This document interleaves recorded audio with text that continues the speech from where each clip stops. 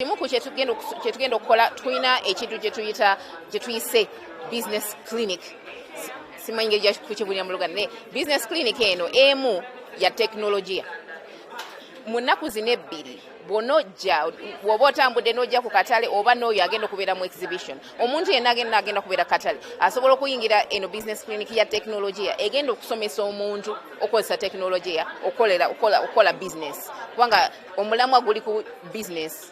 Kati tugenda kubasomesa mwezi ennaku ebbiri engeri gy'osobola okukozesaamu teknologiya okweyamba okola business, okufuna bye weetaaga okumanya ku business. Ebyo byonna tugenda bikola mwezi ennaku ebbiri, naye nga bwe tuva kwezi ennaku ebbiri ekirala kye tugenda okukola tugenda kusigala nga tusomesa abantu engeri y'okukola teknologiya. Tugenda kikola mu mwaka nga gutambula.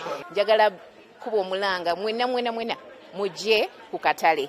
Bingi nnyo bye tubategekedde, twagala mujje mubirabe, tubasomese, tubayigirize. Buli kimu kya bwerere, okuyingira kwa bwerere, okola exhibition kya bwerere. Kino tukikoze ffe nga Private Sector Foundation nga tukwatagana ne Mastercard Foundation okuyamba abakyala ku olwo olunaku. So ng'omukyala nkusaba, nkwegayiridde, nfukamidde, jangu ku olwo olunaku kya bwerere osobola okukola exhibition oba n'okuyingira obuyingizi. Download the app on App Store or Google Play Store now.